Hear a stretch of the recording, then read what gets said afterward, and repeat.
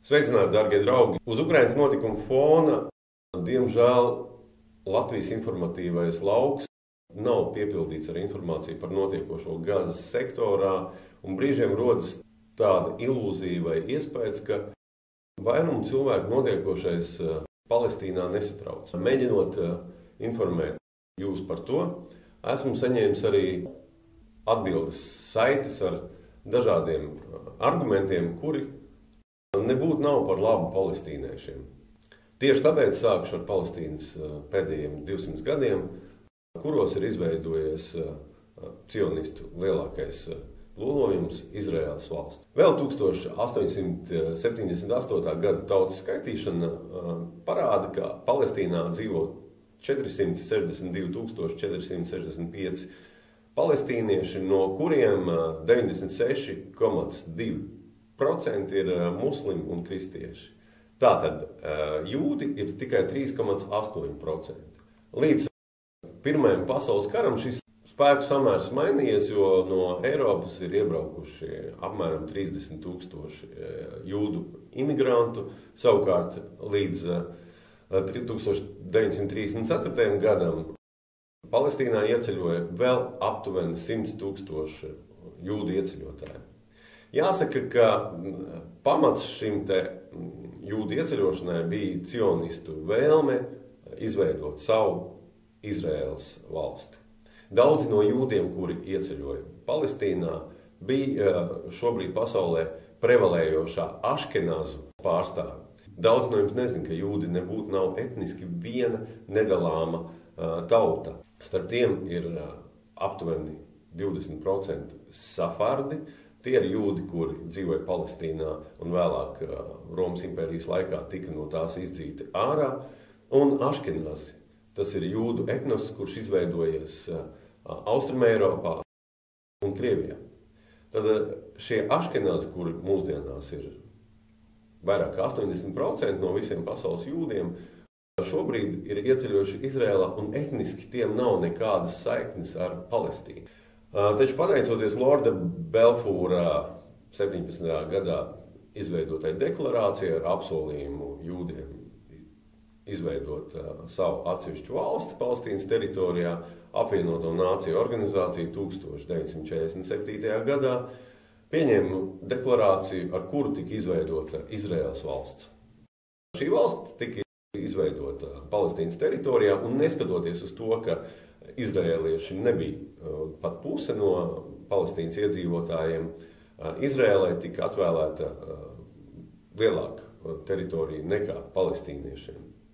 Protams, ka ne palestīnieši, ne arābu valstis neatzina šādu apvienoto nāciju lēmumu, uzskatītam to par absolūti netaisnīgu un palestīniešu zemju okupāciju. Un tūdaļ pat sāka invāzija, kura gan nebija veiksmīga, jo Izraēlai bija krietni lielāks karaspēks un arābi, kaut gan tās bija 5 armijas, bija savā starpā absolūti nevienoti un uzbrukot no dažādām pusēm, koordinācijas trūkuma rezultātā, zaudēja šo karu. Savukārt Izraēla pievienoja jau piešķirtajām teritorijām vēl trešdaļu palestīniešu zemju. Līdz pat šim brīdim Palestīna, tāpat kā Libāna, nav atzinušas šīs te okupētās zemes kā Izraēlas valsts teritoriju. Tieši par to arī norisinās karš. Daudzi no jums min faktoru, ka izraēlieši šobrīd Gazā aizstāvās. Palestīnieši izšauja raķetes un izraēlieši atbild ar konkrētiem triecieniem. Šajā momentā ir jāatcerās viena lieta, ka palestīnieši un cīnās par savu okupēto teritoriju. Viņiem faktiski nav nekāda cita iespēja, kā ietekmēt Izraēlu, kurai ir 5. spēcīgākā armija pasaulē, kurai ir lielākā pēc ASV gaisa flota, kurai ir vairāk kā 1000 tanku. Palestīniešiem nav cita arsenāla kā raķetes un, diemžēl, pašnāvnieki, kur uzbruk un šad tad uzspridzina sevi. Izraēlai nav vajadzīgi pašnāvnieki. Izraēlai ir arī raķetes, kuras tā izlaiž uz Palestīnas teritoriju, bet tā ir pavisam cita kategorija. Ja mēs, latvieši, Padomju Savienības laikā būtu šāvuši raķetes uz saviem okupantiem, es domāju, neviens mums nevarētu pārmest par to, ka mēs cīnāmies par savu neatkarību. Daudz no jums kā argumentu min islāma fundamentālismu, kurš ir drauds Eiropai un Latvijai. Šim argumentam es pretī gribētu likt vienu lietu. Trešdaļa palestīniešu nebūtu nav muslimi. Trešdaļa palestīniešu ir kristieši. Tāpat kā lielākā daļa latviešu. Vismaz formāli. Islāma fundamentālisms Palestīnā nebūtu nav izteikts. Katrs no jums, kurš apmeklēs šo valsti, redzēs to, ka palestīnieši nebūtu nav izteikti fundamentālistiski muslimi. Un tie nebūtu nav agresīvi. Taču, protams, ka palestīniešu organizācijas, pretošanās organizācijas, kuras cīnās ar okupantiem, iet ar islāma karogu. Protams, ka nāvinieki iet nāvē, cerot, ka Dievs pieņem šo upuri.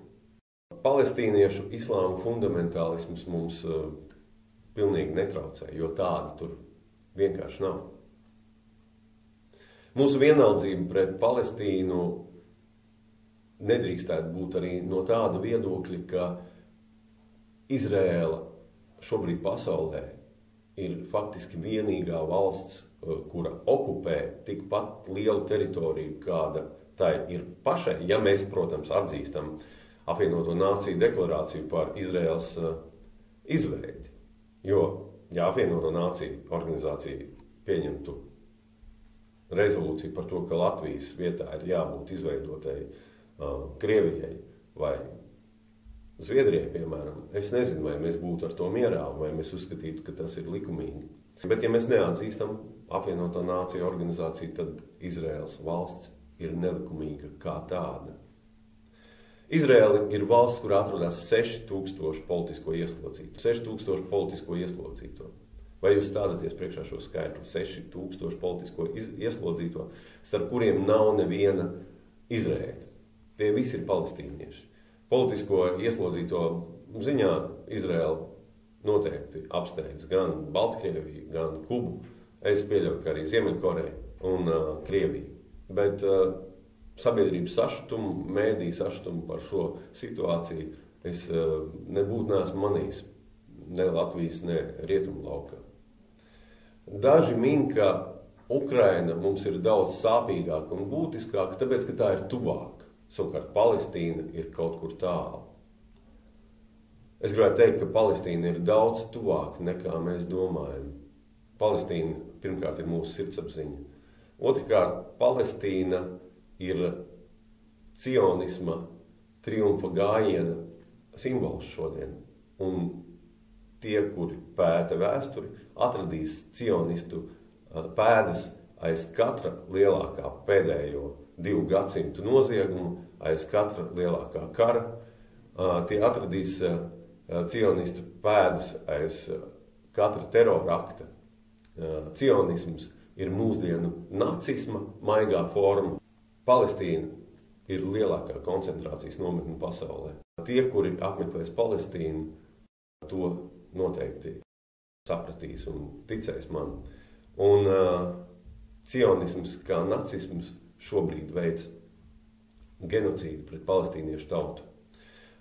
Lai gan jūdi pamatīgi cieta no nacistiem, to koncentrācijas nometnēs un dažādās nošaušanas vietās, Palestīna pierāda to, ka viņi paši nebūtu nav labāki un ir diezgan labi skolnieki nacistiem. Jo tas, kas ir izveidots mūsdienu Palestīnā, formāli atgādina Osvencims, Aušvits un citas nacistu koncentrācijas nometnes citādos mērogos. Šodien, kad Palestīnā atkal līst nevainīgi cilvēku asinis, šodien, kad iet bojā bērni, sievietes un simtgalvi, mēs nedrīkstam tā vienkārši noraudzīties un klusēt.